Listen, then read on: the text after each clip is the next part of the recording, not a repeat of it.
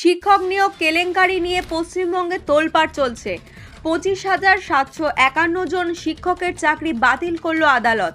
কিন্তু একমাত্র ব্যতিক্রম মধুরা উচ্চ বিদ্যালয়ের বাংলা বিভাগের শিক্ষিকা সোমা দাস। ক্যান্সারের সঙ্গে লড়াই করা এই শিক্ষিকা মানবিক কারণে রেহাই দিল সুপ্রিম কোর্ট। আদালতের এই রায় শুধুমাত্র আইনের নয়, মানবতার এক যুগান্তকারী দৃষ্টান্ত হয়ে রইল। গত কয়েক মাস ধরে রাজ্য জুড়ে শিক্ষক নিয়োগ দুর্নীতির মামলা নিয়ে সরগরম চলছিল রাজনীতি ও প্রশাসন।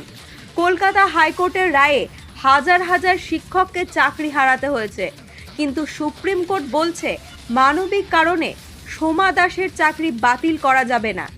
সুপ্রিম কোর্টের প্রধান বিচারপতি সঞ্জীব খান্না ও বিচারপতি সঞ্জয় কুমারের বেঞ্চ স্পষ্ট জানিয়েছেন, ন্যায় বিচার কেবল আইন দিয়ে বিচার করা যায় না, মানবিকতার দিক থেকেও গুরুত্বপূর্ণ।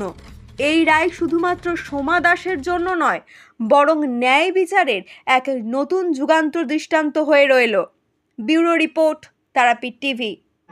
এই রায়টা অত্যন্ত দুর্ভাগ্যজনক। এই রায় কোনোভাবে মেনে নেওয়া যায় না, কারণ একটা প্যানেলে আমরা দেখেছি প্রথম থেকে যে দুর্নীতিগ্রস্ত অবশ্যই আছে, যে দুর্নীতির জন্যই আমি যোদ্ধাদের সঙ্গে আমি লড়াইটা আমরা শুরু করেছিলাম। আমাদের দাবি ছিল যে যারা দুর্নীতিগ্রস্ত হয়ে চাকরি পেয়েছে, যারা শিক্ষকতার পেশায় যুক্ত হয়েছে, তাদের যেমন বাতিল করা হোক, এবং যারা তাদের চাকরি দিয়েছে তাদেরও যেমন কঠোর শাস্তির ব্যবস্থা করা হোক। তার সঙ্গে যারা বঞ্চিত তাদের চাকরি যেন তারা ফিরে পায়, কিন্তু কখনোই যারা সঠিকভাবে যারা যোগ্যতায় চাকরি পেয়েছে তাদের চাকরি বাতিল হোক, এটা কখনো চায়নি। কিন্তু এই রায়ে তাদের চাকরিটা অবশ্যই দুঃখ এবং দুঃখজনক রায়।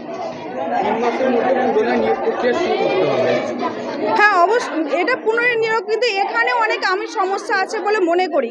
কারণ এই যে আবার যদি পরীক্ষা হয়, যারা চাকরি পরীক্ষা এতটা তারা মানসিকভাবে বা তাদের পারিবারিক সামাজিকভাবে যেভাবে বিধ্বস্ত হবেন বা হয়েছেন এতদিন ধরে, বা তাদের নিজস্ব জীবনে অনেক সমস্যায়, পুনরায় সেই পরীক্ষায় যে নাম্বারটা সেখানে কি সম্ভব বলে আমার মনে হয় না।